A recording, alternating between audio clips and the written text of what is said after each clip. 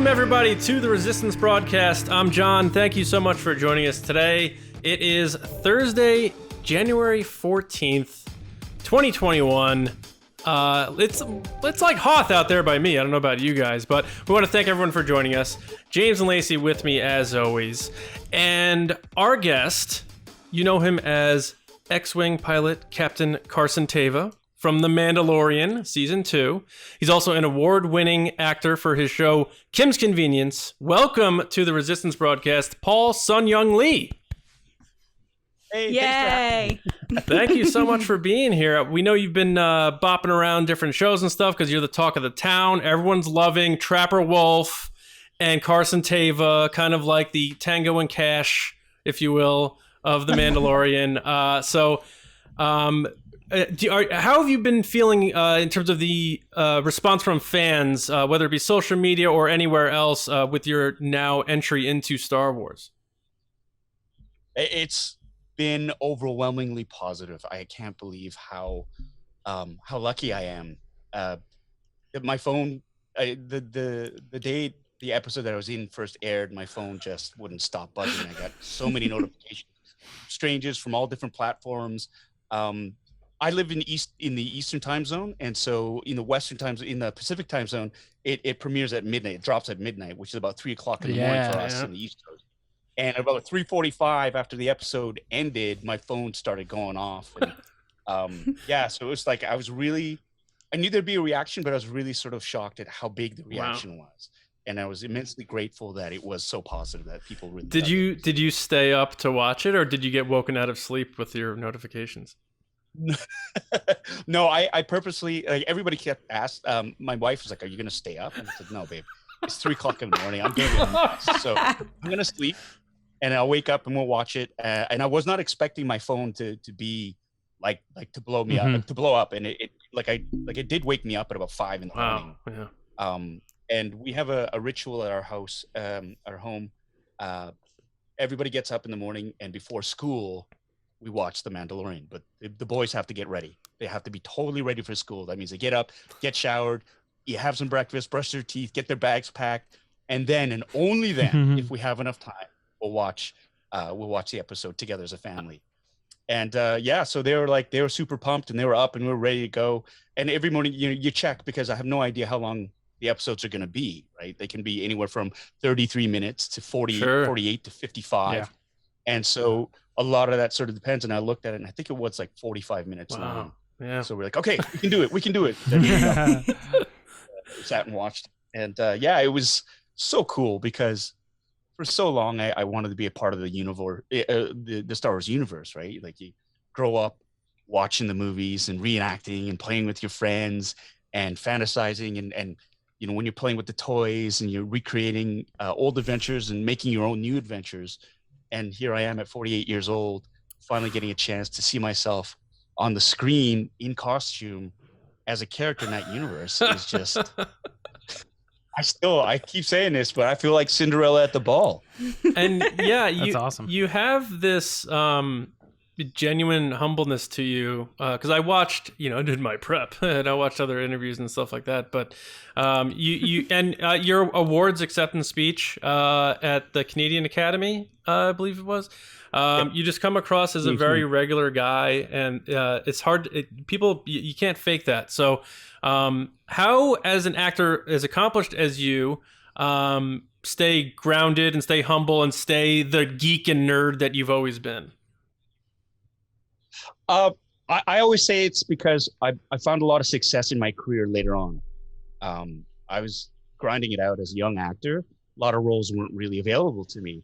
And, especially being an actor of color, there wasn't much choice, right? You were either walking exposition or a set piece, basically, that moved around. You're there for window dressing. And a lot of the roles that were available, they weren't real characters. They're more caricatures, right?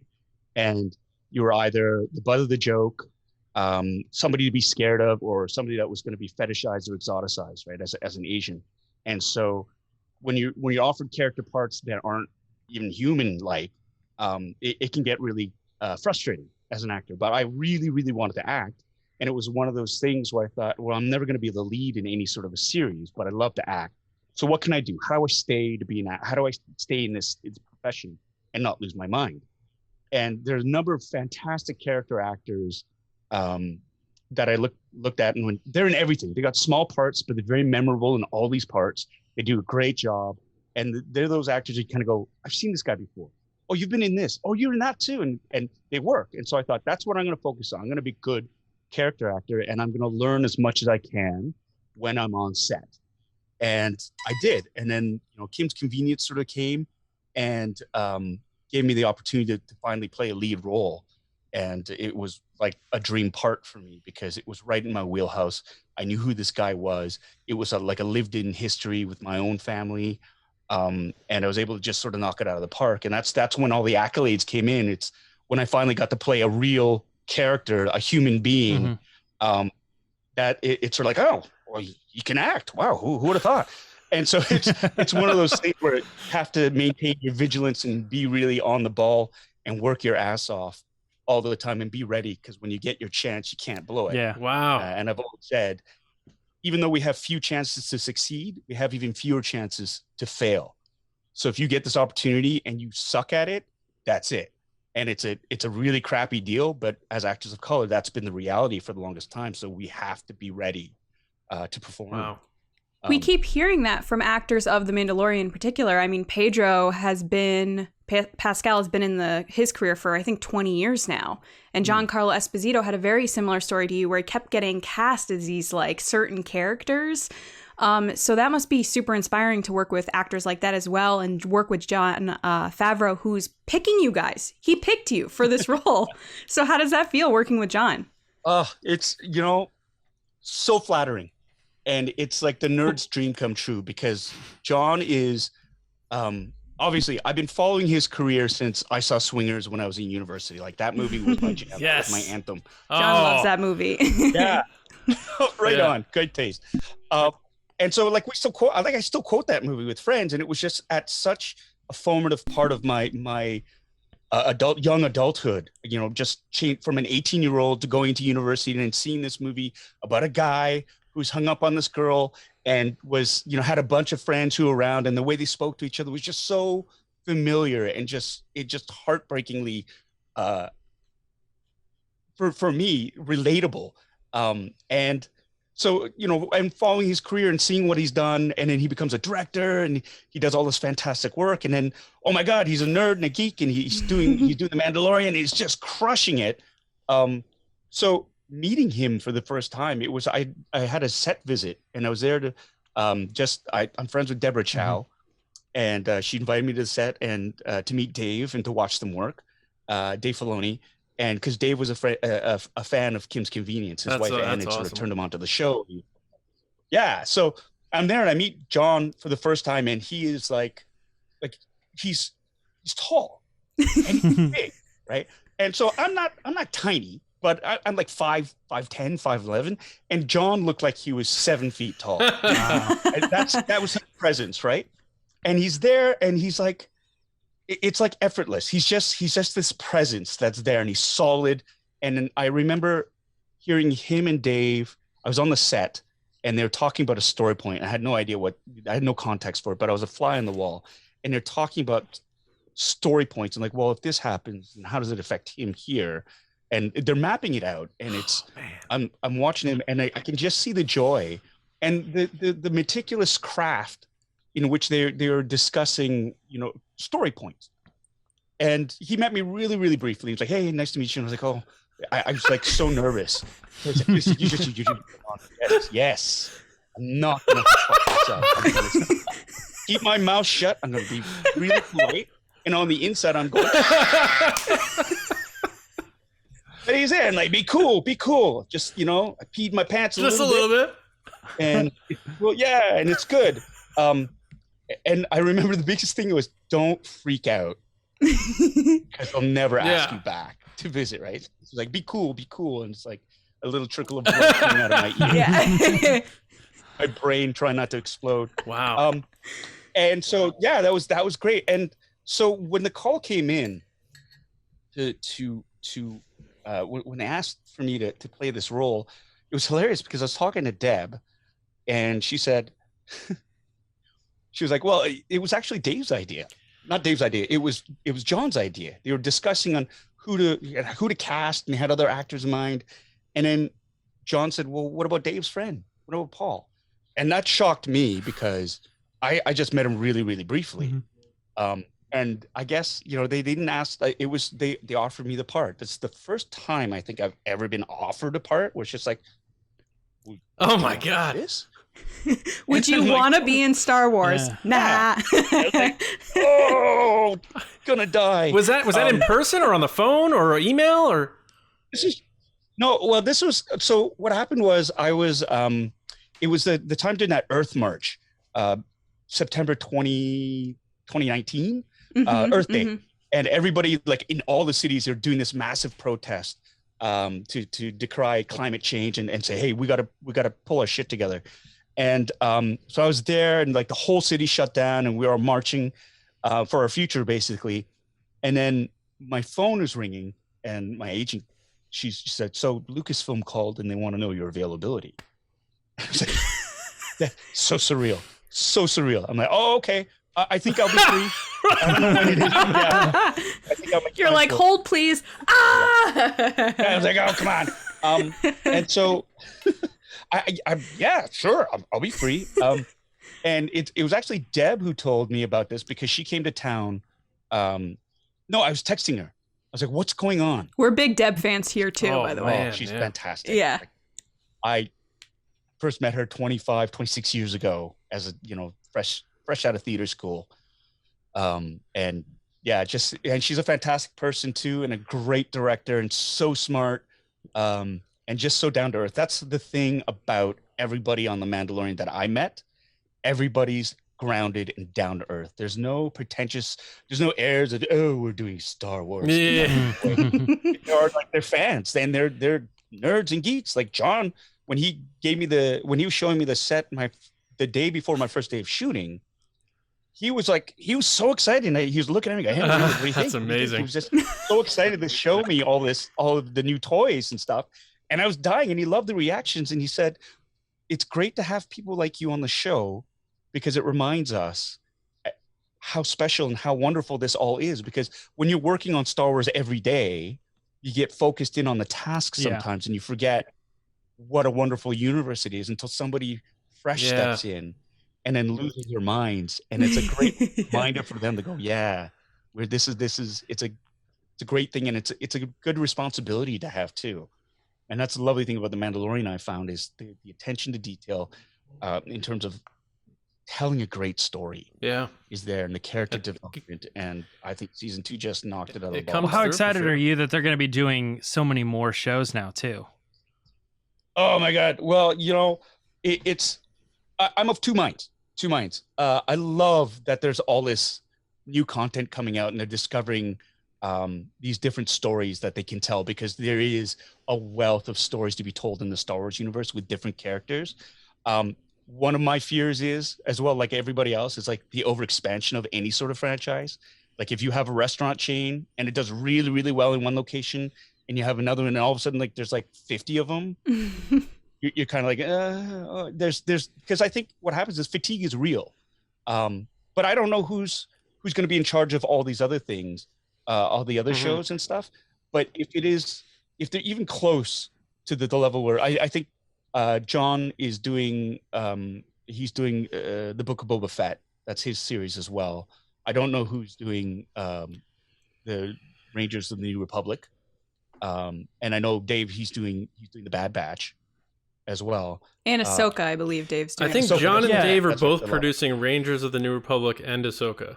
Because I think when they were presented by Disney, and specifically Kathleen Kennedy, they were presented as The Mandalorian's great. We're expanding that universe by bringing you 2 new shows by John and Dave, Rangers and Ahsoka as well. So it was like, oh, and you're starting to put pieces together now. All of this makes sense. Yeah.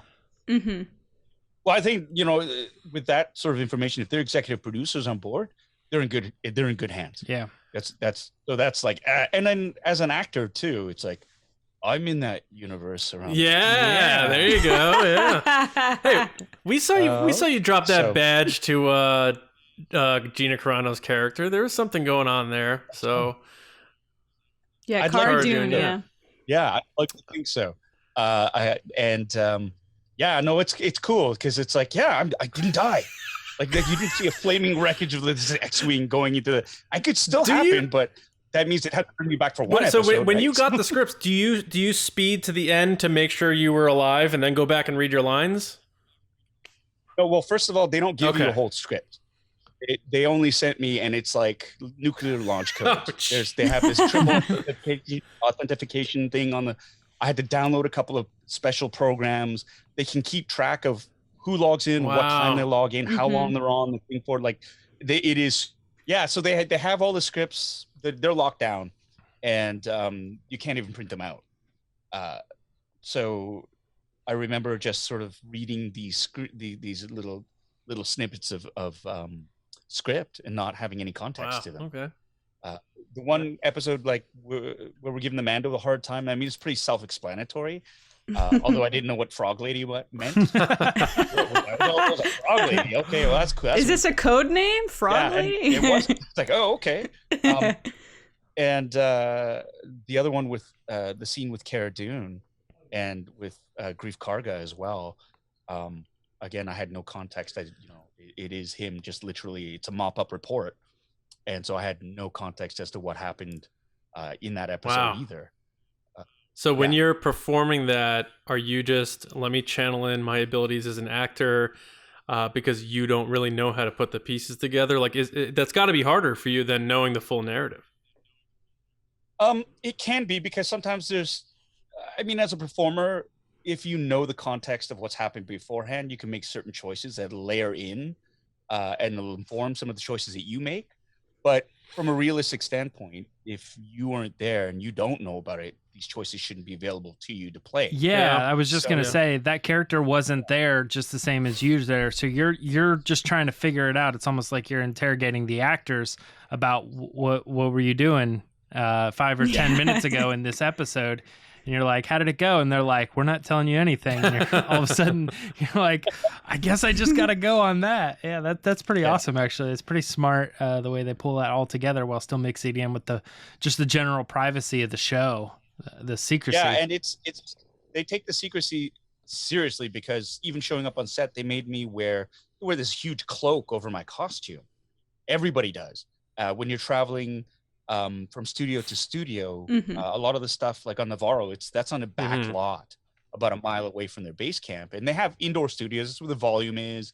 That's where they shoot some of the larger scenes, interior scenes. But when they go outside, it's completely open, and there are buildings around, and they're saying they have people staking out the rooftops with telephoto lenses, trying to snap insane, pictures of man. everything.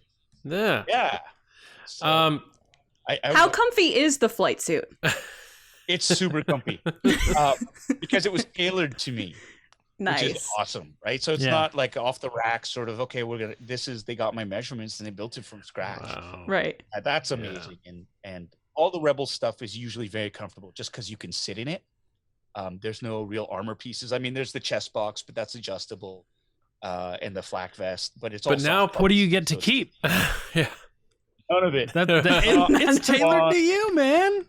I know. See, I keep saying, hey, it's tailored to me, so no one else can wear it. So you gotta call me back, right? I was going to say, it's like one of those things where people say, like Seinfeld, Jerry Seinfeld said in Seinfeld, he's like, Elaine, once you go first class, you can't go back to coach.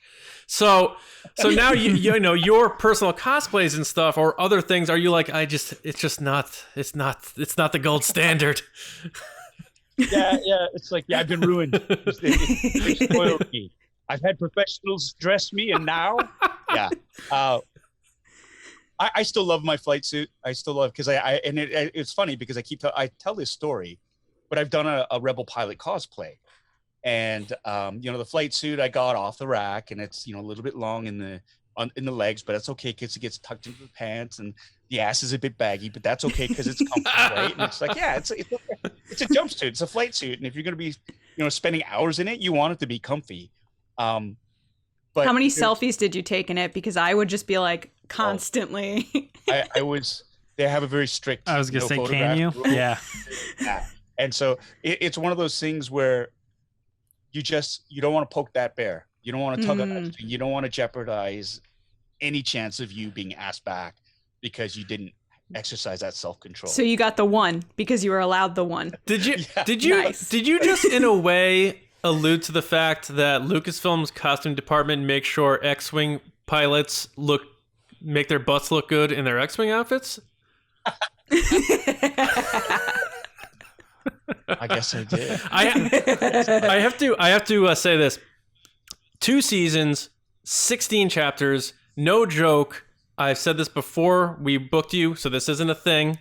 The funniest moment in the series to me is when you and Trapper Wolf are talking, surrounding the Mandalorian, and Dave just goes, "Can you switch over to channel 2?" And then both of you all of a sudden slowly pop into the attack position.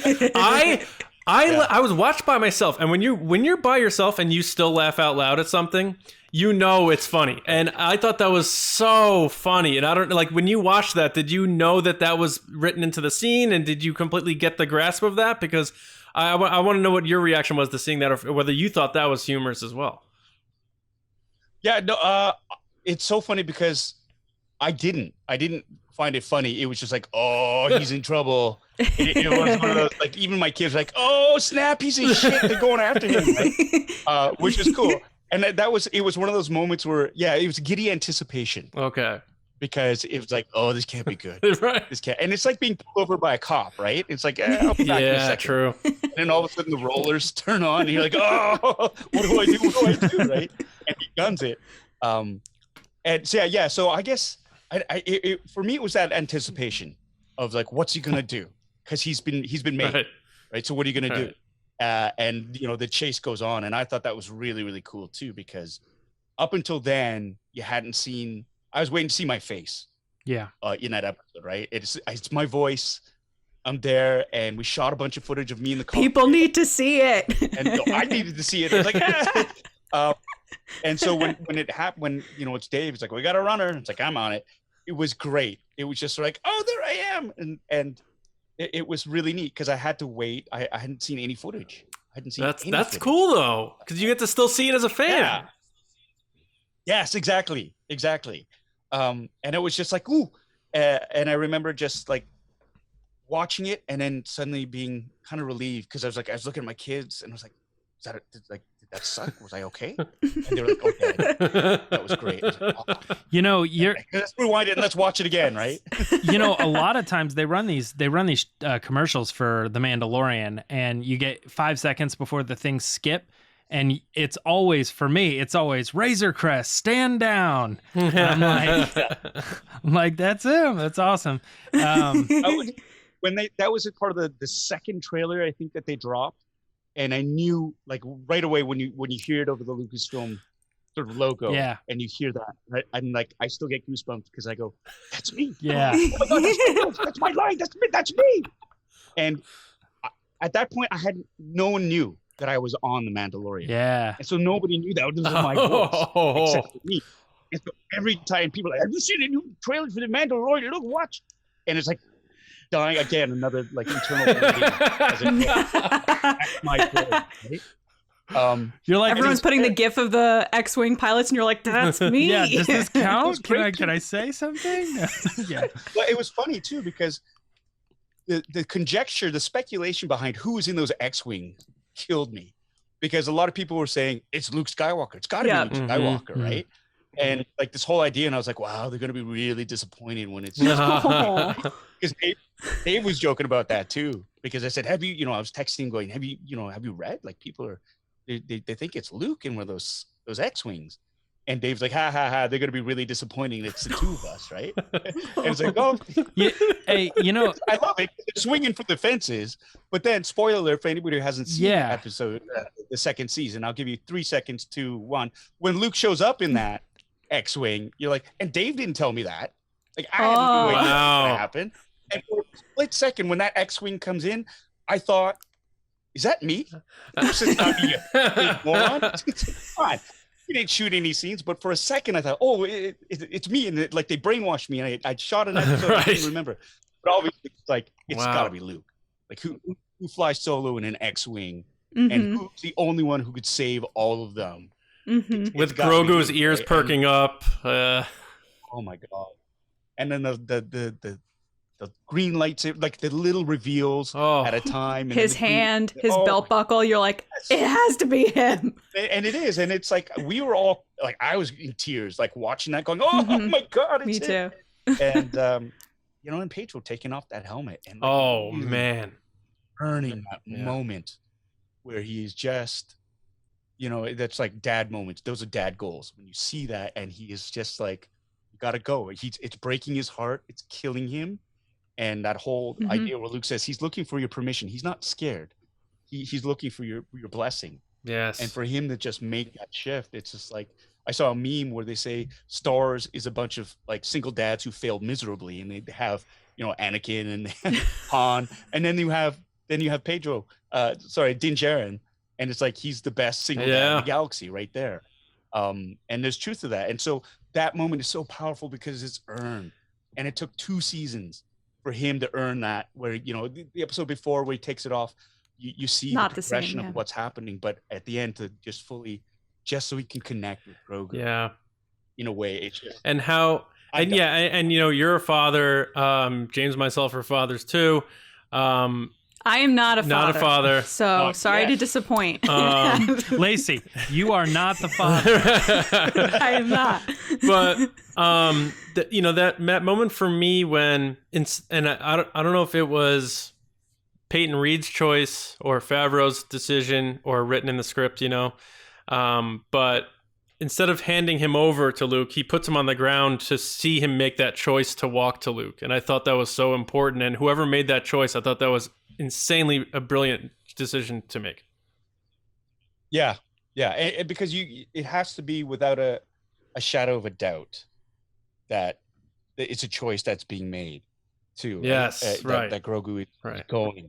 And it's not like, he's not properties. This is that. It's like he puts him down, and it's one of those great steps in the character development for everybody, where that happens, and you see Grogu sort of going, like reaching out and like being afraid, but knowing that this is where he belongs. He needs to go there. He can't keep, as much as he loves Mando, as much as he likes the adventures and whatnot, like he's got a higher purpose, and he needs to responsibly. It's like Luke says, that kind of power is dangerous unless he learns how to use it. It's amazing, right? He's always going to be in danger unless he learns how to master it. And so it's on so many levels. Dude, you're on this show, dude. It's amazing.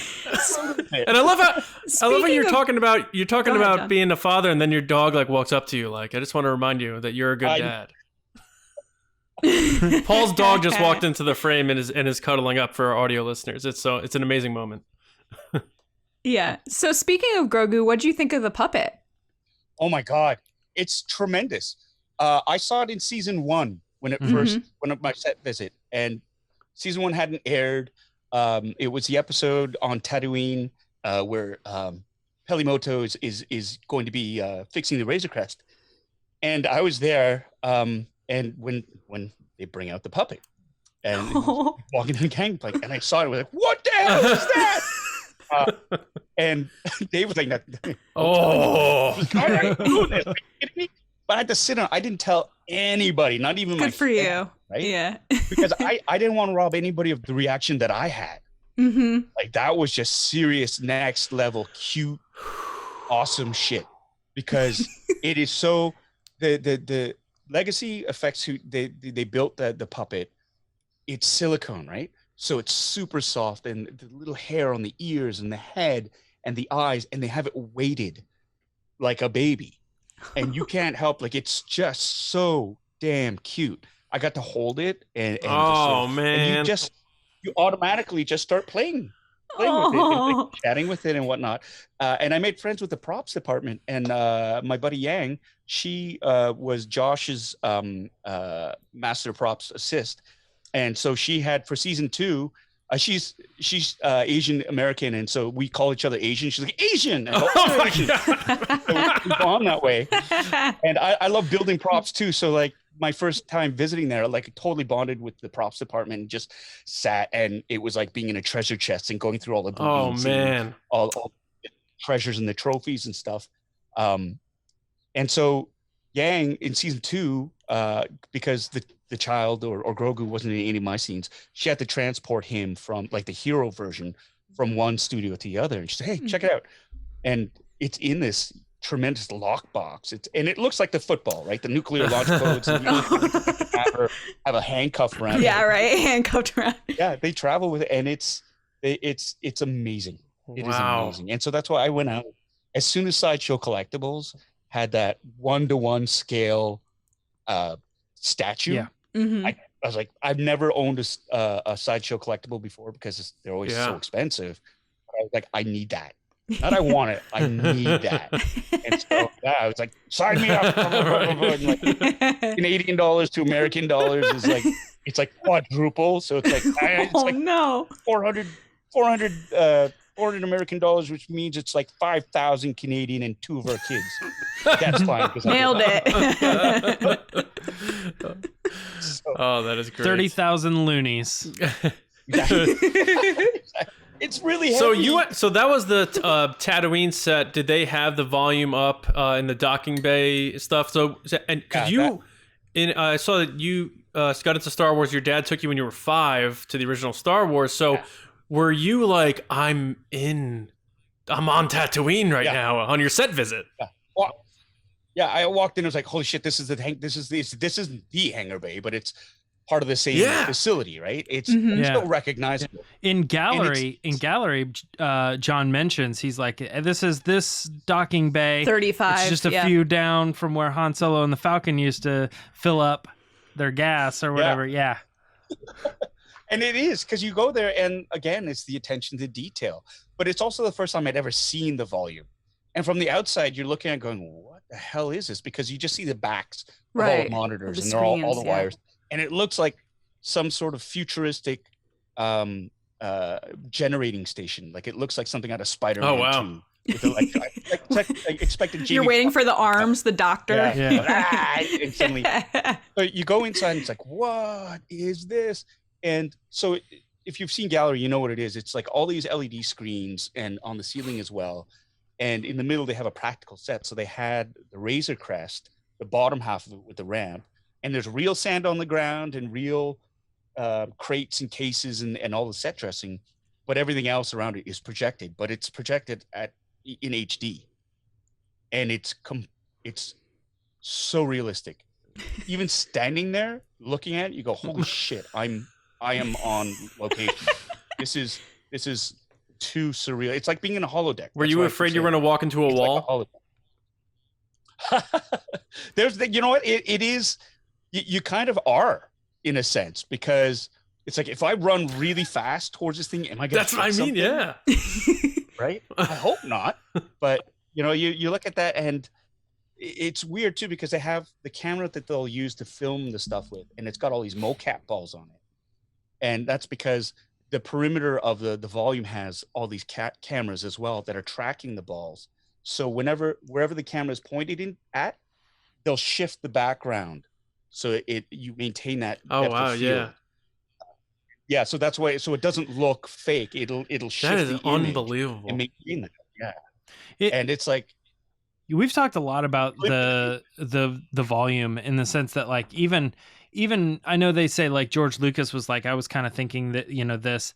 I even myself, as someone who has worked with cameras and video and stuff like that, have thought someday down the line, that is where it's going to go, where they're going to be able to do the effects ahead of time and just be able to replicate, like using motorized tripods, if you will, that hold the camera, and they can keep the shot moving in the exact same spot every time. They have that technology, but I was like, as soon as they can replace the background and keep the background moving exactly the same as the camera in every move, that's going to change everything. And the Mandalorian was the first to do it. It's like, it's so crazy. Yeah, and it's the ability to control the level of light as well without having practical lights on set. If anybody's ever worked on a set, sometimes you have out of frame a ton of lights, a key light, fill light, all these different things. And there you don't have to worry about that because you can control the level of light. It's like having natural sunlight and being able to control how bright the sun is or how dark it is. And that's tremendous, especially if you've ever gone location shooting and they say, okay, it's a magic hour. It's like that small window. With you have an hour to do it. Yeah, perfect. Just don't screw it up. There, they can replicate that for as long as a day is, as long as they. And then Robert Rodriguez is like, we're going back out to the rocks, fellas. Direct light. So they have the assets for Tatooine, obviously very well established with the Mandalorian, and we know Kenobi's coming, and you got to imagine there's going to be some Tatooine back there. Do you just, as a fan, annoy the bejesus out of Deb Chow for details on on Obi-Wan? I have not asked her one single thing about. What Obi-Wan. a guy! You're a good friend. Yeah, it's just like, they get it from, and that's sacred for me. I feel so lucky to know. Well, Deb's an old friend, so that's different, Mm-hmm. and I respect that friendship, and I love Deb, and she's great. I just don't want to be that friend that bugs her about shit like that because she gets up to that. And Sure. the same thing with Dave is because, like, he texts me, like we'll text each other back and forth because when I visited the first time I met him, we nerded out together, and Deb was with us, and she was like, "You guys are like a couple of kids in a basement. Like, it's cute, but it's annoying." And so, for me, like, my line is, I will never bring up Star Wars to Dave because for him that's work, and I don't want I want our friendship, our relationship to be pure in that sense, where he doesn't feel like I'm angling for this or that, and I respect that. And there's so many other things that Dave likes that we can geek out about, that we talk about. That's great. Like, he's a huge Pittsburgh Penguins fan. He loves hockey. Yes, he is. He wore a hat. Yeah. Yeah. Well, in high school, he played goalie for his high school team, and he still plays goal. And so he loves Pittsburgh. And so he'll text me whenever the Leafs, that's my home team, the Toronto Maple Leafs, they screw up. Like, one game, the opposing goalie, I think for Carolina, got hurt, and their backup got hurt. So they had to call in a beer league replacement guy to come in, and he still beat the Leafs. And Dave was merciless. He's texting me, and he'll text me. We'll chat about hockey, or we'll talk about Mecha Godzilla or anime stuff. It's like really, really cool to have that that kind of a friendship with the guy who's like the guy at Lucasfilm. So that's what I love about Dave and his wife Ann. They're so down to earth and just so lovely and normal, and as a fan and as a human being, even it's nice to see that. It's just that that level-headedness, that humility, and that care. And so that for me is something that I never want to jeopardize any kind of a friendship. Yeah. And it's interesting too. Like, people forget sometimes that like celebrities or well-known actors or people who are in the spotlight a lot are also people too. And I remember you started with this, like, that Ann and Dave kind of were watching your show before you had met. So in a way, he's getting to text you and talk to you in a way, I think, as a fan. I would imagine that to be the case. If you're watching a show and you really like a show, and then somehow you work out an acquaintance where you could, at the drop of a hat, because the Leafs are doing bad or whatever, like, text the guy that's on that show that you watch with your wife and stuff. I think that stuff is awesome, and I'm sure the relationship between you two is just as mutual. Wow, I never thought of it that way. That's pretty cool. Now, do you play hockey? Yeah, very poorly. Okay, so have you and Dave ever tried to play a little hockey against each other? No. I would love to, though. I'd love to swoop in on the wing and try to put the puck behind Dave. Like, Dave in goal, you get 5 penalty shots. How many are going in? Yeah, none. Without having seen Dave, I will. My level of competency with. I don't know. Maybe I'd surprise him. I think I could surprise him with 1, but then after that, like, the book is out on me. He's slow. He's got bad hands, and that's the thing. Yeah, like, Dave has been playing since high school, so I would imagine that he's actually very good. You're making him sound like Henrik Lundqvist. Yeah. Oh, well, he'll be smart. Like he knows, and he knows hockey too. That's what I love about him. Like I call him like an honorary Canadian because he knows so much. Wow. And he's so down to earth, he's so nice. It's like, yeah, come on.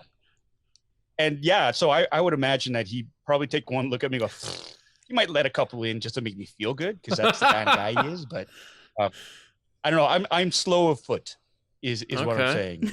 My skating hasn't, much to my shame as a Canadian, my skating is not quite up to snuff. Hey, at least you get out there and give it a shot, though. So that's good. Yeah. Oh yeah, no, I'd run him. I'd totally run him. Give him the chance, I would run him. Yeah, I'll park my fat ass in front of the crease. Give me a couple of whacks in the back of the legs. I'd bump it. I'd want a little bump. Now, that relationship that you were just kind of explaining as friends, offset. You are kind of like I joked about the Tango and Cash, like that pairing with Trapper Wolf and Carson Teva. In terms of Dave there was a reluctance that he showed getting into the suit and getting on screen with Favreau kind of saying like, no, this is going to be great, do this, and acts all like casual about it and stuff. Did he lean on you at all in those scenes together and say, hey, Paul, what do you think about me doing this? Like, was there anything where he was looking to you as a mentor? And did you feel it in a genuine sense? Or was it him just saying like, I want him to know that I respect him, so I really want to get his advice on how to do this right? No, Dave is, because we weren't really interacting with it, like our scenes really weren't together. They were disembodied. Mm-hmm. Anytime we were talking to each other, we were really like, he was like 15 feet away from me, in the cockpit of the other X-Wing, or we were shooting our scenes, our dialogue separately. And so there wasn't any real, there was a lot of complaining. Why am I doing this? Because he hates being. Yeah. I was gonna say because season 1 he was so reluctant. Was he still reluctant in season 2? Oh yeah. I think the only reason he did it is because so he could hang out. We could hang out for a bit, which I really appreciated too, because it was just like whenever you get to work. That's with your so friends, cool. Yeah. Go yay. Yeah, and of course because he had the cool I don't know if you noticed the difference between season 1 Trapper Wolf helmet and season 2 Trapper Wolf helmet. Season 2 was a serious upgrade, right? Like he was like, okay, if you're gonna put me in it, I'm gonna look boss. So like that design is like that's boss. They're all gray with the wolf symbols on it. The instead of the starboard, and he's got the black chin cup instead of the white chin cup. It's just like, yeah, that's pretty boss. And like on his X-Wing, he's got like the 5 TIE fighters stenciled in the side, making him okay. And his astromech droid has got it was really cool because you would never know this because you could never see the detail of it unless you were up close. Mm-hmm. But he had like little yellow triangles on it for the Pittsburgh Penguins. Oh man, that's so cool. Oh, I love it. Really cool stuff like that. And for me as well, like my astromech droid was green. And because Dave also loves the GO train. That's a train service in Ontario where I live, and the colors are white and green, and so out of an appreciation for that, you'll see him in one of the episodes. He's got like a GO train hat, like a ball cap with the GO symbol on it, and that's a train system in Ontario. Oh, wow. And so he loved that. And so there's these little great personal nods as well. But in terms of the acting, I think he's just like, it is what it is. He had fun. Peyton gave him a hard time too, which was awesome. It's just like when we were pretending to shoot the ice spiders. I know they're giving the gears and they say, yeah, like just give me a couple of yeehaws. Like I'm really enjoying that. What were you shooting at? What did you see? Nothing. You had nothing? Nothing. Yeah. We weren't even in, we were in the volume. And it was just, but I didn't see they just said they're ice spiders. And so you're just pretending to shoot at stuff. And so like in my mind, it was like, okay, big spiders. I got it. Yeah, right. Just doing that. I do remember the gun was very heavy. It was a really cool, the A280 blaster is really cool, but it was based off a real, I think it's a German submachine gun from World War II. So it's heavy. Like that's, and like, I'm up there and like, hey, this is fun, but it's getting really heavy. And I'm tired now. Stop. So there's that. And one great story. So Filoni's up there and he's in the cockpit and this guy standing next to me. I thought he was a crew guy. He's like, I gave him Filoni a hard time. Like, how was he? And I didn't realize until afterwards it was Brendan Wayne. Oh. I was like, oh, okay. I thought it was just a good guy. And I was like, oh no, he's doing okay. He's doing good. I was, just talking like, no, he's doing good. He's doing good. And I was like, why is he giving Filoni such a hard time? It's like, oh, of course. And that was really neat, meeting, Brendan. And then I had a great chat with Misty Rosas, who is the physical stuff. Was Frog Lady, yeah, the Frog Lady, Queel, Queel in season 1, and she's amazing. And the physical training that she had to go through to learn the craft and to portray these characters. They have it on in the gallery season 2. How much she brings to each character, and is absolutely the case. And she's a wonderful human being too. We had a fantastic conversation while we were shooting. Yeah, no, I mean, my cup runneth over and all that stuff. And it was funny too, because Dave, as much as I really appreciated him being there. I think originally they wanted Deb to be the other pilot as well, but she was busy with Obi-Wan. And then she's also giving Dave a hard time. It's like, Dave, you can't put the Asians together always. There's obviously a lot of focus on you in terms of the X-Wing and that stuff. But really, in the episode The Siege, with Carl Weathers directing, you had one of the more serious moments in the series in your exchange with Cara Dune, talking about Alderaan. Kind of inspiring her to, maybe join the cause and all that sort of thing. Filming that scene, knowing it's Star Wars, but also probably realizing, and I don't know, maybe you could explain what Carl's direction was to you in this. How did you bring forth that sort of serious tone when you are surrounded by aliens and creatures and you're in this crazy Flash Gordon-y Star Wars situation? Can you explain how that scene went down? Because you did a fantastic job, both of you, and Carl Weathers knocked it out of the park. So if you can let us know how that went down.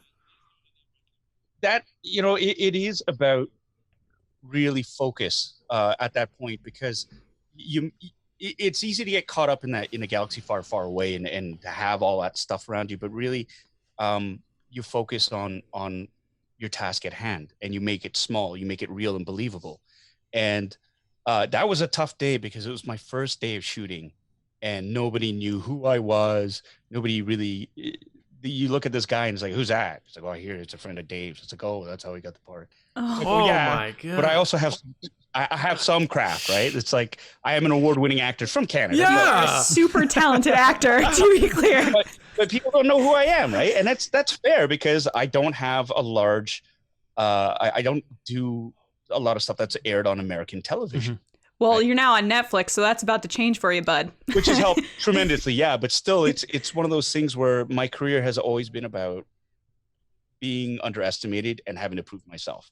Right. Which goes back to saying you have to be prepped, you have to be ready to go, because if you get this opportunity, you can't fail. And that was the thing for me. It was just I was prepped. I needed to be ready. I had my choices to go in. I knew what I wanted to do, but I was missing the larger context in terms of the stakes as to what was happening. And Carl was wonderful for that, in terms of helping me, guiding me in terms of the importance of what was going on in the scene and what I needed to focus on, which is great. And then John was there as well, giving redirects and little bits of advice. And so I had these two fantastic, crafted, talented actors and directors talking to me and helping me out, which is great. And it was all about variations. We played it different ways, and I had my choice, and then they had me play it a different way and another way and another way. And it was all over the place. And it felt like at a certain point, because you're playing the scene so many different ways, your head starts to spin a bit, and you kind of go, oh my God, like, is anything I'm doing right? Does it all suck? Because I'm getting all these different notes and redirects. And it was great because, and this happens too, like John said, these are all, it's nothing that you're doing is terrible. It's not that, but we want choices. We want variations. And that's kind of your job. You got to remember. And they shoot the show like they shoot a movie. They keep going and going. So they'll spend half a day on a page of dialogue instead of, when we shoot Kim's, we'll shoot 11 pages a day. Wow. That's yeah. You go. So I'm used to that level of, we got to go. You bring in all the lines, different scenes, different days you go in. For Mando, it was like, we will keep going until we're happy with what we have, and then we'll move Wow. on. I thought, okay, that's cool. And so doing that was very, it was nerve-wracking at first because I felt like I really had to prove myself. And I think I needed to prove myself to Carl and to Dave to just say, hey, you guys did not make a mistake. I can do this. And so the focus required was great. And it's just making it smaller. It's making it more believable. It's about those connections with Jeannie's character and the stake of what's going on, and making it relatable too. That line, and then there people make fun of it. But the whole, like, I served on Alderaan. Yeah. Like, and he says, well, did you lose anybody? And their whole memes about, dude, the whole planet blew up. And it's like, yeah, and I get it. And it's like, but there's a part of me that inside it's sort of like, yeah, he knows that.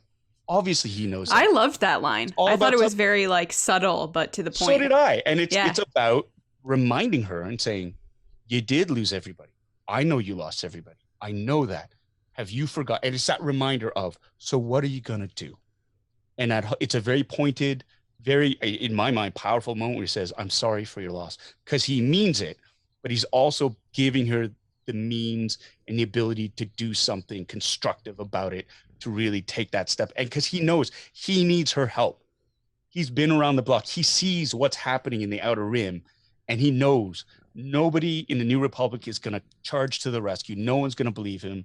He's that guy that has to play in the gray areas in order to stay alive. And he's not going to get support from the New Republic. So he knows he's got to rally the troops or make whatever alliances he can in the Outer Rim to try to stop what's going on. Yeah.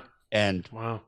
That for me, it's like, and then I see a meme like that and I'm just like, come on. No, to me, it was a very Uncle Ben Spider-Man Peter Parker moment. Like, you have this responsibility, you need to follow through on it type thing. And to be fair, and I loved it. Star Wars is littered with orphans. It's possible she had no one on Alderaan, so it's not that outlandish of a question at face value, in my opinion. So, yeah, well, that's the thing. He's looked up her service record. So he knows everything. He knows her family. He knows everything. So he knows. And him asking her that is a very point. It's deliberate. You can call it a dick move, and like dredging it up, but she doesn't want to help. It would be more rude if he were to say, I looked you up, I know you lost people. Then she feels impeded upon or something along those lines. Yeah. But to ask politely and allow her to give up that information is a totally different, more authoritative way to do it. Like, that's what a police officer might do, or something, you know what I mean? Or someone in a principal of a school might ask, like, did you take the candy, or something like that, instead of like, I know you took the candy. It's a different situation. And to Gina's credit as well, too, like that moment where she says, I lost everyone. She's saying to him, like, you know, like, you're asking that question and Yeah. And he's like, I know. I'm just reminding you, and I'm sorry. And he leaves that badge. I mean, it's all about the subtext in that. And Gina was, she was so kind to me.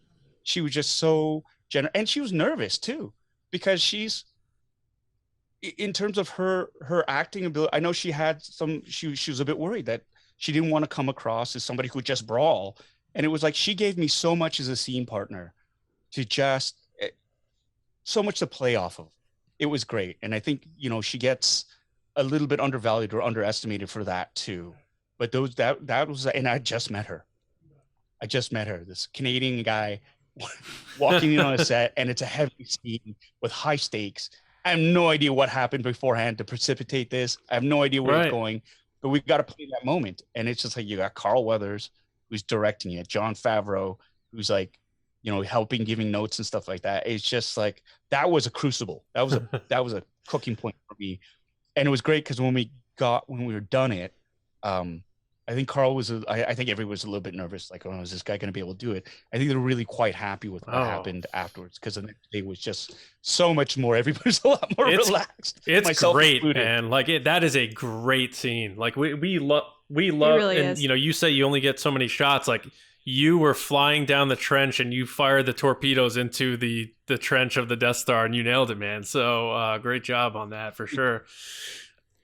So speaking of memes, you brought that up. You have now that you're a part of Star Wars, have been introduced to the Star Wars community online, which everyone adores you. So you've been on the great side of fandom, but how has that been dealing with that? I mean, people just constantly posting stuff. Like, how do you handle all the stuff that's coming at you? With a grain of salt, a lot of it, I mean, it's so flattering. It is tremendously flattering and gratifying and validating and all these great things that actors like that when you do work and people recognize it and they're like, yeah, good job. I really take that to heart, and I'm relieved and I'm very happy to hear it. In terms of the memes and stuff like that too, it is, you take the good and you take the bad. You right. know, like some of the ones where it's like, the only thing about the memes is I do get the same meme sent to me hundreds of times. Oh yeah. And it's like, and I'm very like, thank you very much. Thank you. Yes. Oh yes. The one. Thank you. And you get them, and it's just like, because people are happy and they see you go, oh, have you seen this? And so I like that. It means people are thinking about me, and it's a lovely thing. People say there's a big campaign for you to be in Rangers of the New Republic. Yeah, I love that. Yes, please. Right. I'm like, I'm not gonna say no. I'm just gonna, in terms of fan casting, I mean, Katie Sackhoff got fan cast. Right. Dawson got fan cast. Even closer to home, Simu Liu, who plays my son on Kim's Convenience. He's in the new Marvel movie, yeah. He's Shang-Chi, and he he threw it out there a number of years ago saying, hey, you're looking for an Asian superhero, I'm here, I'm waiting. That's amazing. And so you never know what's going to happen. I feel supremely grateful to have gotten my foot in the door with the 2 episodes, season 2 of Mandalorian. And, if that's it, I'm like, hey, man, that's a great run. Right. I love it. I'm capable of way more. I'd love another shot at doing some more stuff, too, and to be part of that universe. But it's out of my hands. But whatever direction they decide to go in, I think the future of storytelling in that particular corner of the Star Wars universe is in really, really good hands, because it's like they are universe building, and they're connecting the threads of all these different stories and characters as they intersect with each other or tangentially sort of pass each other. And there's layer upon layer of history. If you're a Star Wars nerd, you're gonna die. Because and as a casual fan, you kind of go, I wonder if there was significance in that, but they'll still enjoy the story. Like, my wife isn't a huge Star Wars fan, but she loved watching The Mandalorian because it was so accessible in terms of just straight up storytelling. And if you want to go for the deep cuts, you can as well. And that's win-win. For sure. I mean, I know Filoni clearly does, because we see him talk about it on the gallery, in terms of dialing into fan speculation. It's got to be a fun part of being part of the creative circle, hearing fans' rumors and be like, not even close. That's pretty interesting. Ooh, look at that guess. That's pretty good. Could you dial into those rumblings at all? Because I see you're on social media and stuff. Because a lot of fans, myself included, see beats in Mandalorian that, like, oh, we see Cara Dune talking to Bill Burr's character and he walks off free. I wonder where we're going to see him again. And then you leaving the badge like a Nick Fury on the rock, like that sort of thing. So people are like, oh, he's going to be in the Rangers. So is Bill Burr and Cara Dune, and they're all going to be like this Avengers for the New Republic thing. So do you dial into the speculation? Do you enjoy seeing fans' theories and that sort of thing? I enjoy seeing fan theories and speculation, just because there's some really smart fans out there who can connect the dots and you kind of go, oh, I never even considered that. And even if they're wrong, I think it's great lateral thinking, and it's great picking up these little cues or clues that are breadcrumbs, as it were, that might lead you to somewhere. And sometimes they're right, and sometimes, a lot of times, they're not. But it's still fun to read. I mean, again, the only sort of the closest approximation I can get to that is when people were speculating, who are in these 2 X-wings? Who are the 2 X-wing? Like, what is that? Who's that? What's that all about? Based on like a 5-second clip in a 30-second sort of trailer. And I love that, because it's just like, it just shows that there's an appetite for the stories, and people are really, really engaged. And I think that's always a great sign when fans are speculating in that way. And the thing is, when you're universe building, when you're creating a television show series like The Mandalorian, you need meticulous planning. And you can listen to some of the fan speculation, but you can't be beholden to it. You know what I mean? They sometimes they go, oh, they're actually guessing pretty close to what we want to have, what we're doing, or oh, they're miles off. But you have to assume, and I do, that John and Dave and everybody involved in plotting out the storylines have everything already planned out. And one of the things that I always sort of that always makes me shake my head is when people go, well, that was a filler episode. Nothing happened. Yeah. There's no such thing as a filler episode when you have an 8-episode arc. Yes. If you had 22 episodes, okay. But there's not, you have to be so efficient. And in every episode, if something comes up, there's a reason for it. Mm-hmm. And we've become so impatient. I think people, they're so used to binging things and watching from beginning to end that if they're left sort of going, well, that my questions weren't answered right away. What's going on? Filler episode. It's like, no, you're just being impatient. Just fucking watch the show. Like, watch the whole thing. Just be patient. And that's the part of me that's like, come on, just be patient. I grew up watching Dragon Ball Z. And right. I don't know if you know anything about that show, but it is probably the show that gets the most crap out of anything I've ever seen for being like full of filler, because the show was like every week they were coming out with new episodes, but then the story, which was actually like the comic, was only once a month. So they literally were constantly running into, we don't know what has to happen, so we just have to make 4 episodes where literally nothing happens. And we just can't cross the lines with the person who's actually writing the story. And so it's like just hours and hours and hours. And I remember being a kid just thinking like, nothing happened in that episode. I was so excited and literally nothing happened. Yeah. And, I mean, yeah, it was screaming and talking and threatening and just like and powering up and nothing. And then when I am in this era now and people are like, that's a filler episode, I'm like, you have no idea what a filler episode is. There's so much that happened in that episode. I mean, new worlds, new characters, dialogue, backgrounds. It's going to set up stuff, pay off in the future that we can't see yet. Yeah, I'm so against like anything in The Mandalorian, which is 8 episodes a season, being filler. It doesn't sit well with me. I hear you, and that's exactly how I feel about it too. And we need, as a fandom, and I get it, everybody's like, oh, they're just jonesing for that next fix, and it's one of those things where and I think it's a lost art. It's the appreciation and savoring when you do get it, because I know a lot of people just die, like they'll rifle through an episode and immediately they'll launch into shooting a reaction video of it, and because they got to be the first ones to get it out there or to have a reaction to it. And I've seen so many wars started on Facebook, different groups, people posting spoilers, everybody getting mad, and it's just this whole thing where it's just like, in this race to be the first to notice something or to say something about it, we've lost sight of the fact that we all really need to just take that moment to enjoy it. Just let it seep in.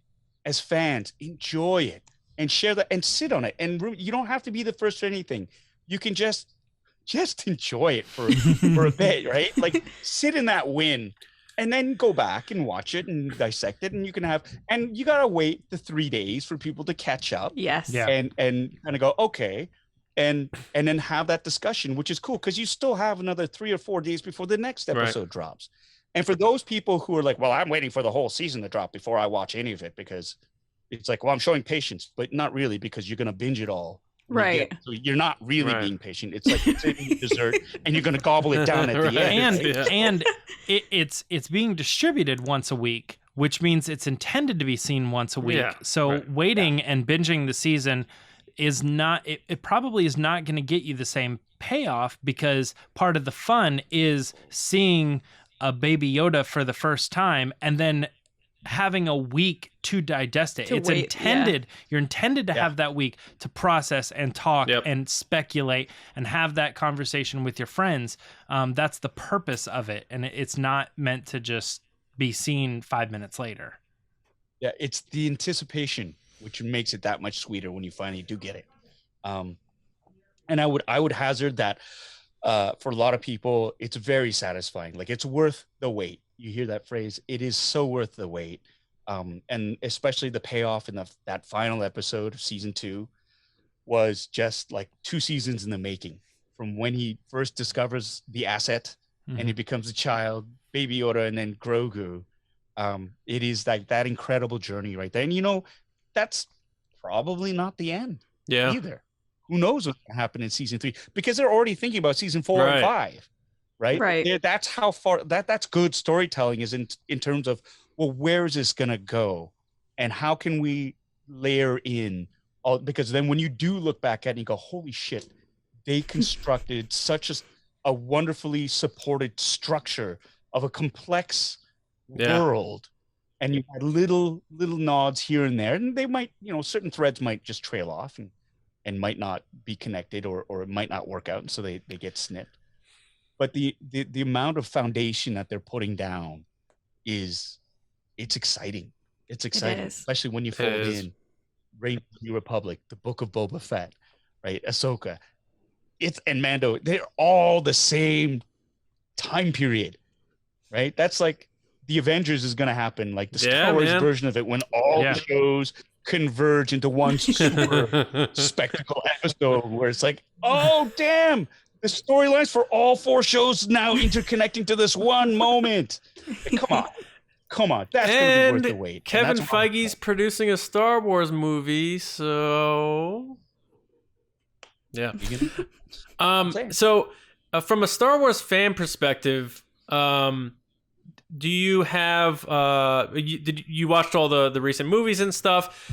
I don't know if you we created this hashtag because we're huge fans of Solo, and we created this hashtag called Make Solo 2 Happen. Have you seen that at all circling around the internet? You have? Okay. I didn't know it was you guys, but I okay, yeah. Yes, I think yes. I like Solo. I liked Solo a lot, and I'm wondering where all the hate came for it. And it's like one of those things where, because it was a troubled production and people just are looking for any reason to rip something apart, it seems now.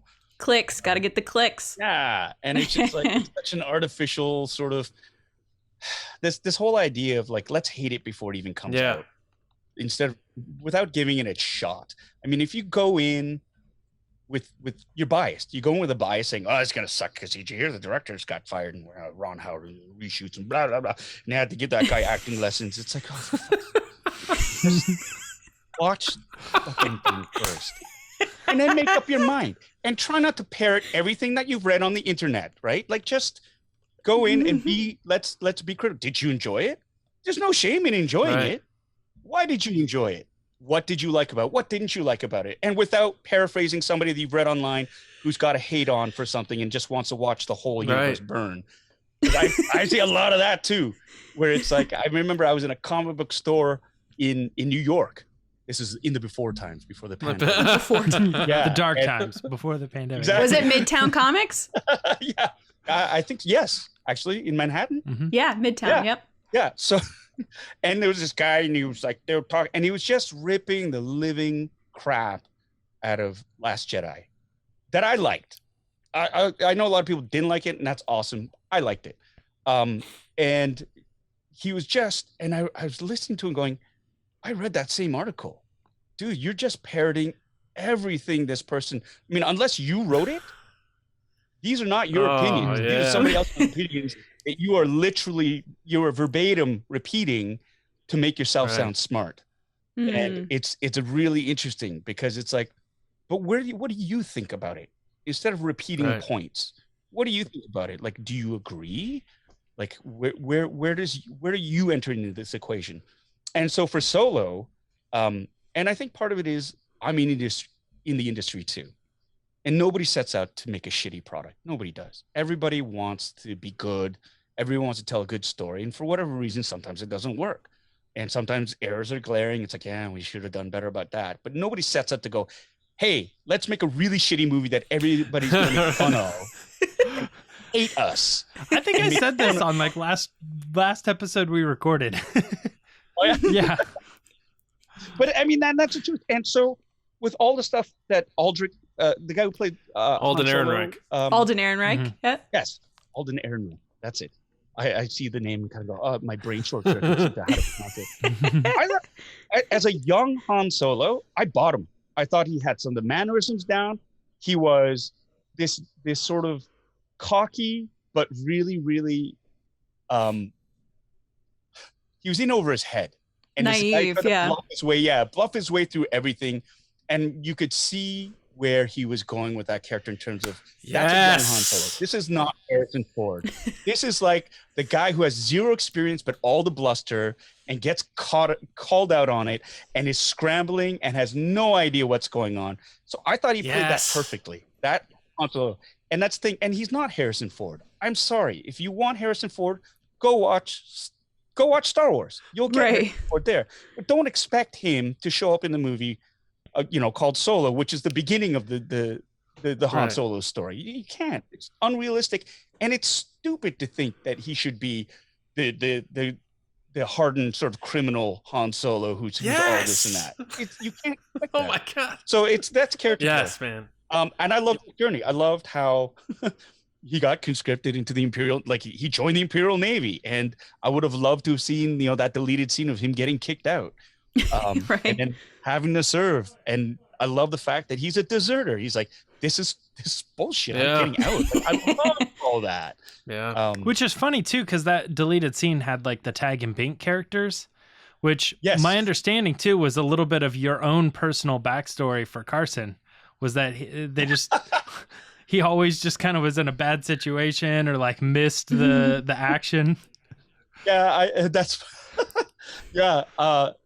It was. I remember talking to Dave about that because I had no idea what Carson's backstory was, and so I was joking with him about that. He's like, "Oh yeah, what if he was the guy that was like he missed every single battle? Carson, he just had the worst luck, right? Like his power converters weren't working for Scarif, so he couldn't join. Then the Battle of Yavin, he had like diarrhea and couldn't leave the station. Slept in late. Yeah. It's like his boots got frozen to the ground and he couldn't reach his snow speeder, like." Stuff like that, and I was like, "Hey, wouldn't it be funny?" And Dave was like, "Yeah." All right, I thought maybe it'd be cool. Another really fun backstory I thought of, which would I don't know, I thought it would be cool when he says in Mando that he served during Alderaan. Mm-hmm. We assume it's with the rebellion, and part of me is like, well, what if he was with the Imperial Navy, and he saw what happened, and he defected. Yeah, like Bill Burr's character. Yeah, like, a lot of new Imperial characters have switched over, like in Squadrons and Aftermath and that stuff. Like you see a lot of that stuff happening around that time. I would not be surprised if someone young in the New Republic would be working their way up after having just gone through all the boot camps and everything, or the defectors camps and stuff like that. Yeah. Well, and it's one of those things because it is. Like Mandalorian is like 5 years after Return of the Jedi, mm-hmm. right? And so if you go by the timeline there too, then it is like 9. What's 9 years? Yeah, so 9 years. I mean, my guy's not that old. I know I've got a white beard and shit, but I'm not 50 yet. So 9 years, he'd be like in his 40s, so he could still be like. And I always get a kick out of that. People, fans go, well, what's such an old fart flight? Like, he's a pilot still, and he's so old. It's like, okay. Yeah, what the hell? That old. My beard is white. It's because I got kids. You got kids. Your beard turns white. There you go. John's hair. Yes. See? And you got hair. That's what I mean. My hair started falling out, and my beard turned white because of my kids. Together, we have one full set of white and gray beauty.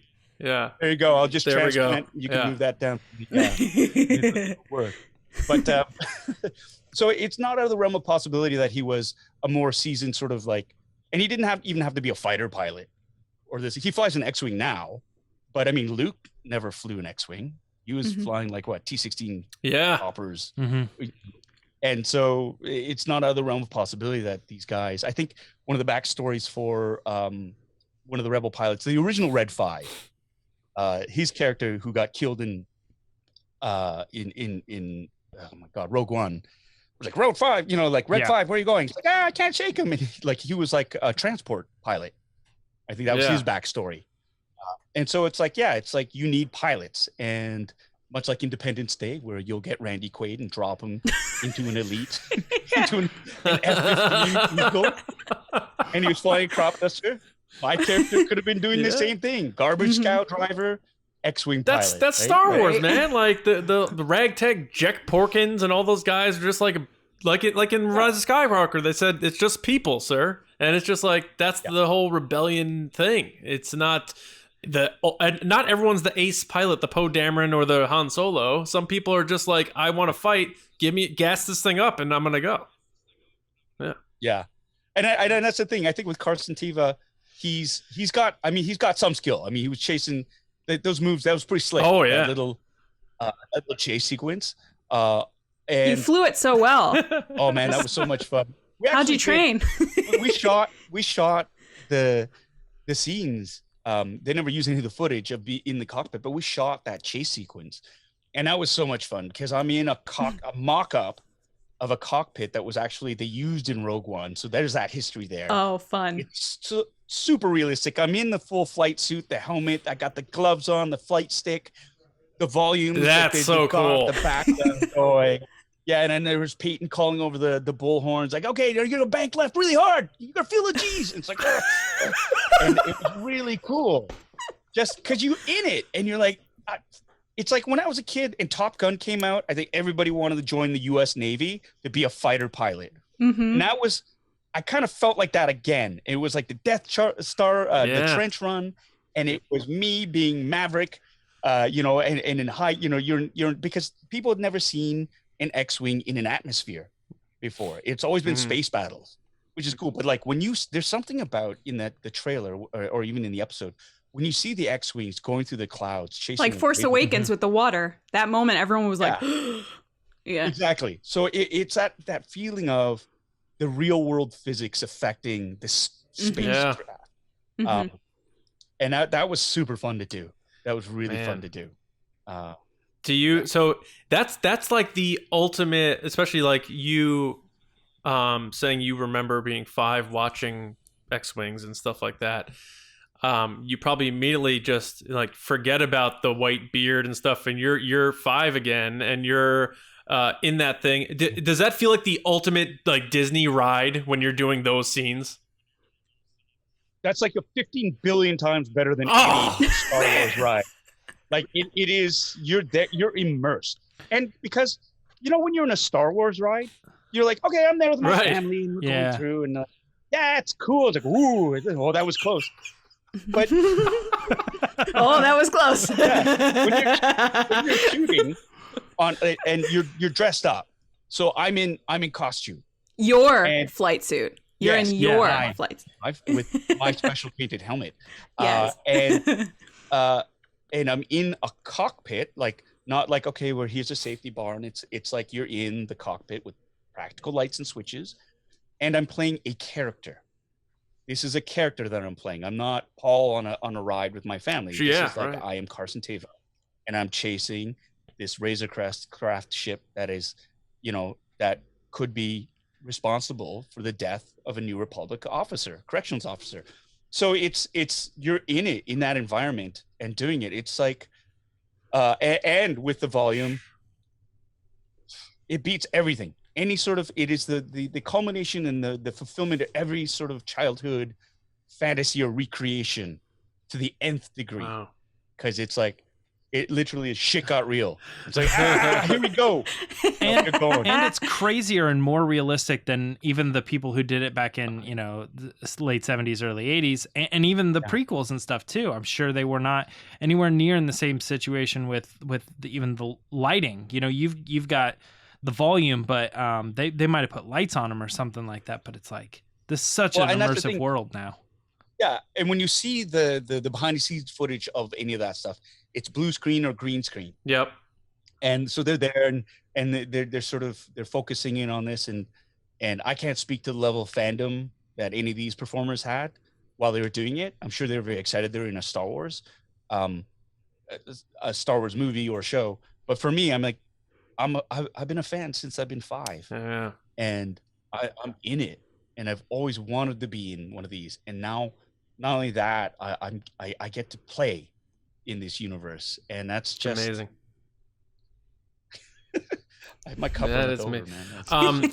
So I want to get to your personal channel in a minute, but real quick, I know you've probably done this before, but for our audience, can you run down the you just mentioned it, the unique specs of your helmet and what's on there and what's personal to you on there and that sort of thing? Okay, there are two helmets, and I think they've been getting mixed up online. The first helmet is the helmet that I used on the Mandalorian was actually repainted for me from production, and it's got the New Republic logos on it. It's a very standard looking helmet. It's beautifully done and decorated. It's a blue color with yellow stars, and it's the New Republic. My personal helmet that I actually built myself from a kit from a guy named Darth Hare, great helmet kit, and I painted and decorated myself. Actually, in Arubesh has the words Appa on the mohawk front, and Appa is the nice. I play in Kim's Convenience, and on the side of the mohawk is in Arubesh his catchphrase, which is "Okay, see you." And so yes. I had that there as an Easter egg to Star Wars nerds and fans, and nobody spotted it until Star Wars Explained, Alex and Star Wars Explained spotted it and was like, "Oh my God, this is just, he couldn't, he was, or was it Scott Johnson?" I think it was Alex. Alex speaks it fluently. And it's insane.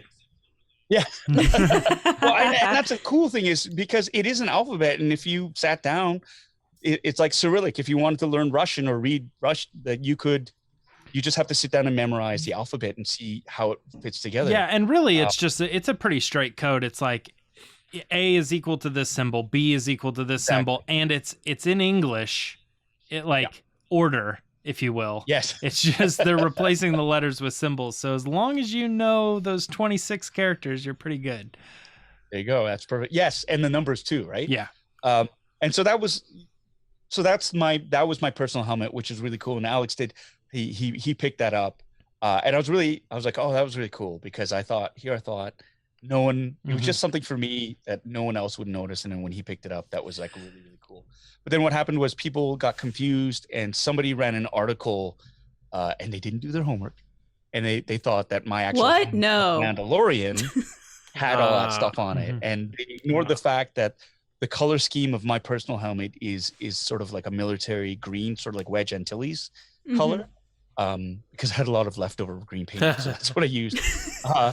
And the helmet that I have on Mandalorian is white and blue. And so there's a little bit of confusion, but I like to think it's because the costumes look very similar. Yes. And, the one that was tailor-made to fit my butt really nicely was close to the store-bought one that hangs off my butt quite nicely.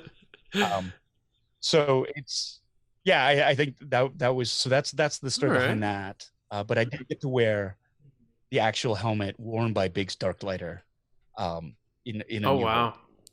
Very cool. Yeah, and I cried like a little baby when they pulled that out, and I was like, because they needed to take a picture of me in the full kit with the helmet on. They had that lying around. What does that mean? And, they had it lying around. Like, were you like, what are you doing with this in a box right now? They had stuff that was pulled down from all the different movies in the warehouses. They bring it down and they use it all. And it was really, really interesting because, I mean, it's smart because they repurpose a lot of stuff. Sure. They'll rejig it and refit it. And it's there, and it saves money. And so I don't know, they were still, the costumes for the Rebel pilots, so the New Republic pilots, were different from season 1 to season 2. I don't know if you noticed it, but season 1, it was more of the Rogue One look, where they had the satiny sort of colors. Oh, yeah. Puffy. Like, it was a different look. That was more from Rogue One. Season 2 was the original trilogy flight suits, where it was the cotton fabric, a polyester cotton, and with it was a matte color. It wasn't shiny satiny. And so I think while they were doing that in an effort to sort of get that classic look back, they were drawing from all these different resources that they could. And they had this book, for example, it was called the Costumes of Star Wars. And, they had the maquette. And so as they were putting it together, they were having difficulty, the wardrobe department, trying to recreate the ejection harness that I was supposed to be wearing. And they had the right materials, but they didn't know how it all kind of went together. And I did, because I built this costume previously. And so, I said, look, I've got these photos on my phone. That's so building awesome. this costume if you want to look at it. And it was great because it was literally like using the knowledge that I'd gained from other cosplayers and directly channeling it to help these great professionals put it together. And so it made sense that, like, yeah, we've got all this stuff from the original trilogy here just in the wardrobe department dude, to use as reference. Yeah. You're right about the cup and the runneth of the over. I mean, that's Biggs Darklighter's helmet. What's your dream cosplay that you've never done? Let's keep it Star Wars. Dream cosplay I've never done. I'm just trying to think right now because I've got so many builds going on right now. I have a TIE Fighter pilot. I've got the original TK stunt version, Mud Trooper, Imperial Line Officer, the staff officer. I've got First Order Stormtrooper that's still in a box that I need to build. I have the tank trooper from Rogue One, the AT driver from Rogue One. It's basically the same armor, different helmet. What do I want? Snoke. Snoke. I don't know. I pretty much grabbed, seeing episode 2 of Mandalorian, not episode 2, episode I guess it was 7 with Bill Burr, when they had the transport drivers. That's a mashup of the Mud Trooper armor and the Tank Trooper helmet, where they've just repeated the helmet. Oh yeah. So Nice. I thought that was a really cool look, and I went, oh, okay, that's cool. And I've got like a couple of tank helmets, sort of couple. Love it. Lying around, so I can nice, repeat man. that and repurpose that, which is really neat. Jeez. It seems you like the helmeted characters more than. Yeah, there's something about. It's interesting because, especially with Kim's Convenience being really popular and people recognizing my face more, if I can't just go out as I'm a member of the 501st, which is the cosplaying group, and they troop for charity basically. They use them in season 1, the Stormtroopers. Yeah, and it's great because they all have screen accurate costumes, because that's one of the criteria for being a member is you have to have you have to pass muster, you have to have screen accurate armor, and so they're meticulously curated, and they needed like 50 stormtroopers, and like, hey, these guys, we get them for free, so let's bring them down. Yeah. So smart, and it gets them involved, and I'm sure that I know how it feels when you get to be in Star Wars and use your own stuff, right? Like, that's amazing. And so what was my point? Oh yeah. So covering my face, it's one of those things where if I show up in my line officer uniform, it's comfortable, but people see my face and I'm worried about shadowing what we're there to do. And it draws people, and people want to get their pictures done. But it's sort of like, I want to fit in, and I don't want to pull away from any of what the 501st is doing. Be the same level, yeah. Exactly. So if I cover up and put a lid on, it's neat, because then I become like, it's a Star Wars character, right? And so I can do my part, and I can help out and not be a distraction, unless they want me to be a distraction. And that's the other thing. They always say, do you mind if we put you out there and then people will have their picture with you? And like, if it helps the charity, then let's do that. But part of me wants to I don't want special treatment when I go trooping with the gang at the 501st, because they're all awesome people and they're all doing it for the love of cosplaying, but also for charity. I mean, I've met some of the most generous people ever who troop with the 501st. The Canadian Garrison, they've been very accepting to me, very friendly. They've been very supportive, and it's been awesome. And so whatever I can do to help them out, that works for me too. And going out west too, like the Canadian, the Badlands Garrison out there and trooping with them during Badlands. It's great, yeah. And when you have to go to a Star Wars Celebration in 2 years to promote the Carson Teva show for Disney Plus, you can walk the floor with a helmet on and no one will know it's you. Yeah, exactly. That'll be the thing. Say, hey, man, that's wicked. That's great cosplaying. And I go, oh, thank you very much. I'll have to disguise my voice somehow. That's great. But I think that's I still can't get my head around that. I've never been to a celebration. You're gonna love it. You're meant for celebration, Paul. Come on, man.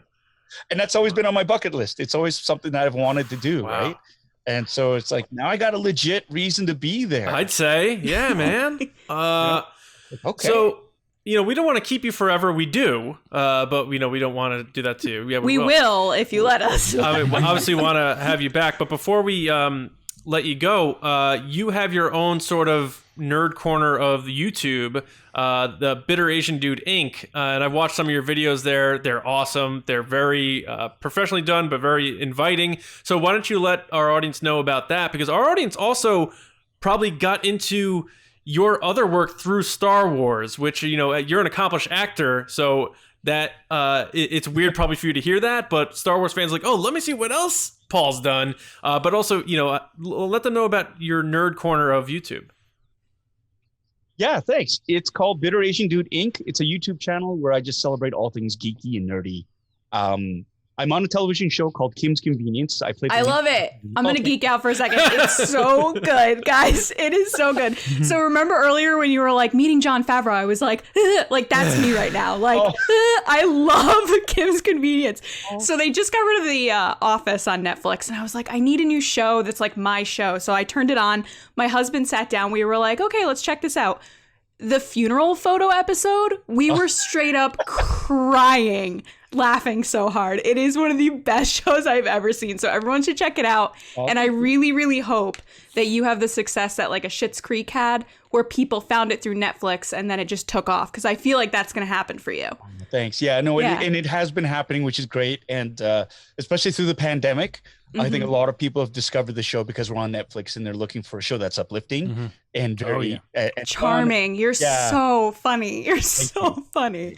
So I play a character named Appa, and he's a Korean Canadian immigrant.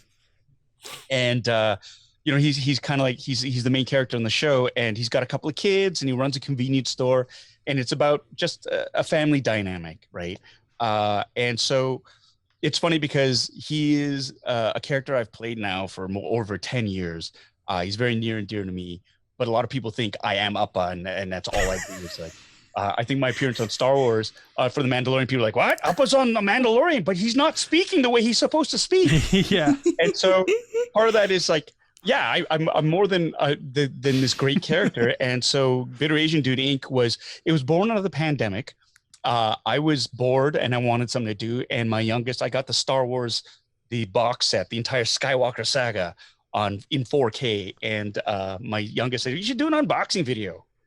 And I thought, oh, okay. And that's how it started. And you can watch that video. It's very quick and really sort of is the best I could do at the moment. And it was a really great journey because as I learned about, how to use YouTube and I started upgrading the gear and started learning about lighting and the different things. And then I partnered with a company called Pigeon Row, and they handle all the socials on Kim's Convenience. And they really they took over the editing, which is why the channel looks a lot more slick than it did at the beginning. Cool. And they're geniuses, which is great. And so it's been a fun collaboration, but I do unboxings, I do videos, reviews. I want to get into podcasting as well. And being on all these different great podcasts has taught me a lot as well. So it is just a celebration of all the collectibles that I have, who I am. And I'm trying to keep things positive and be as inclusive and inviting to fans of any genre. And it's a fun thing to do. And so if you want to visit, please do. We've got some great things planned.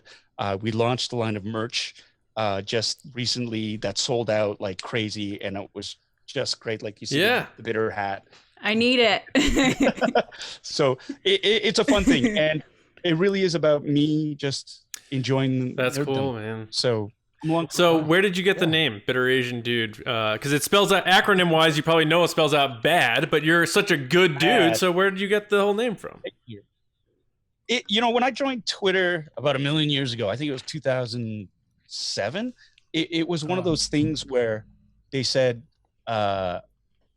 you had to pick your Twitter handle, and I wanted something that was memorable, but I also wanted something that was sort of a link to my past. And when I was younger, I was bitter. I was very angry at the world because I wasn't getting parts that I wanted. It was hard being an actor who's Asian and all these things, and everything was always somebody else's fault. And I never really took accountability for my own role in where I was in terms of situation. And as I've grown and as I've learned and met fantastic people who guided me along the way, met my wife who brought me supreme happiness, my boys that taught me to grow up a lot. I that name sort of fit because it reminds me of the past, of where I came from, keeps me grounded, but it's also very memorable and a lot of fun. So whenever people say, well, what's your email address, or, where can I find you? I go, Bitter Asian Dude. I always get that reaction, which is great. That's awesome. And so, yeah, that's where it came from. And so this whole bitter is that whole sort of state of mind as well. I always try to keep cognizant of where I've come from. That's awesome. Yeah. Because if you forget about your past, then you're going to make the same mistakes in the future type thing. And it keeps me grounded. Wow. It keeps me, to not let myself get too carried away with stuff. Well, I don't. I adore you. There's really I think that's the perfect spot to end right there. So, Paul, we really can't thank you enough for coming by. We say this to not all of our guests, but you have a key to the Resistance base. We would love to have you back again as the year goes on, and to talk about the Carson Teva show that you're going to do eventually, all that stuff. But no, all joking aside, thank you so much for joining us. This was an absolute blast, and it flew by. So you got to come back sometime. I would love that. Thank you so much for reaching out, Lacey. I've been really, really blessed. And I had so much fun chatting with you guys. And it didn't feel like you said, the time, holy crap, look at the time. But those are the best, because it didn't feel like a podcast. It just felt like four friends chatting, shooting the shit about stuff that we love. Man. Well, I can't wait to see you announced for Rangers of the New Republic, and then your name is trending because you got announced. Well, fingers crossed. I don't know. This is nobody said anything to me. So thank you so much, Paul. Thank you. There he goes, locking his S-foils in attack position. Paul Sun-Hyung Lee. Amazing interview. We could have kept going. I think it was like an hour and 40 minutes, but that might have been our longest show He was so just like he put it there. He was just so fun to talk to, right? Amazing. Mm-hmm. Yeah, absolutely. I adore him. I'm obsessed. Yeah, I have to watch the full gamut of his show now. And dip Kim's Convenience. I'm not lying. It is so good, guys. No, that's what I keep hearing. To go watch it on Netflix. Yeah, I can't wait to watch it. I look forward to checking Office that out. is out. Kim's Convenience is in. There you go. Yeah, guys. Any final words before we get out of here? Go ahead, James. No, I know that something I said just as the interview ended is that it is really good to have someone that is so enthralled and excited to be in Star Wars, and you can tell just by his social media presence that like he's engaging to he's engaging to the shows and podcasts and stuff. He wants to talk about it. You look at his background, he's been involved in the 501st. He does the cosplaying stuff. He gets the toys. It's really cool to know that they being Lucasfilm and all the people involved there are recruiting people who have talent, but importantly, they have a very specific love for Star Wars, and you see that in gallery as well. When it comes down to like the directors and other things like that. So it's so great, and I had just a great time listening to him and kind of being like, it always gives everybody that little bit of hope in the sense that like that sounds like me. That sounds like a lot of other people who just had a lifelong love of a specific franchise, and then someday it being resulting in something. It's like just really cool. Yeah, he was also super inspiring. Just the idea that we've heard this many times with several actors, with Jon Favreau, with Giancarlo Esposito, and Pedro Pascal, where they're kind of playing the long game with their careers, and they're finally getting this moment. Maybe not as much with Giancarlo because he did Breaking Bad and everything, but these people are getting their moment to shine, and Jon Favreau's finding these people that he loves and writing parts for them. I'm just so happy for him. He's so inspiring to say, like, yeah, I've been in all these different things and I'm finally getting my chance to kind of be in something in America. And I just like, I hope he succeeds in everything and like blows up and is like this gigantic star a year from now or whenever. Yeah. He deserves it. Yeah. And, you know, it's funny, like that little anecdote he shared. It's the one thing, I mean, we just finished talking to him, but maybe something else will stand out. But the one thing that stands out to me coming out of that is him saying how he arrived on set and he heard whispers of people, oh, this guy just got a job because he's Dave's friend or something. And it's just amazing how, and it humbles you as just being a regular person. Because you have this guy who's won 2 Canadian Academy Acting Awards and accepted awards in front of thousands of people in a giant theater and arena, having people be like, who's this guy? Like, so, and he's on this successful show and everything. So it's amazing him just like saying like, well, I'll show you who I am and I'll act the hell out of the scene. And he did. So just a great time having Paul on. We hope you enjoyed that interview. It's not even, was it an interview? It was like he said, like 4 friends chatting, the hangout sesh. So we hope you enjoyed that. We'll definitely have him back on because we could have kept going. But thank you again for tuning in.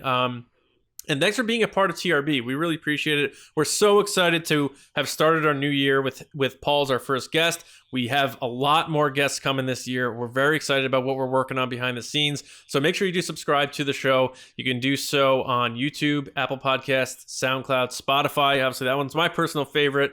By the way, shout out to Europe. So many people in Europe are finding TRB, tuning into TRB, joining our Patreon. It is truly amazing what has been happening, and I have to thank all of you. And by the way, we do have to do a shout out, as I casually pretend like I'm not bringing up a list, to our Patreon generals. I want to thank Carmelo, Andrew Staley, Jeremy Myers, Neel Shah, David Probus, John Risi, Micah Harrison, Jetta Rosewater, Michael Gaines, Bethany, Russ Harbison, Kendall Gelner, Paul Olsen, Jake Houchins, Jeff Connary, Oliver Lewis, and Val Trichkov. Thank you, generals.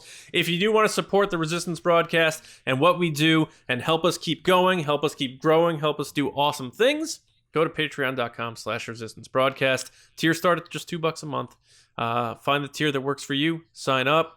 I recommend tier 3 and up because our Discord server is the ultimate escape away from social media madness, in my opinion. A lot of great people. Yeah. But that's just... And now that the High Republic is here, like our book section is just going crazy. That is very true. Yeah. And make sure you're going to StarWarsNewsNet.com for all of your Star Wars news, reviews, editorials, information, and more. I'm John. You can find me on Twitter at Johnny Hoey and StarWarsNewsNet.com. And I have a little movie podcast called Just Like the Movies. If you want to check out me talking about old movies, you can do that. James? Twitter and Instagram at Myra Trunks. And Lacey? You can find my Paul Stan account at Lacey Gilleran on Twitter and Instagram. Very nice. All right. Thank you again, everybody. We will be back on, it's sad to say, no more Mando fan show because we wrapped it up last Friday. But we will be back on Monday morning, as always, with another episode right here on the Resistance broadcast. We'll see you around, kids.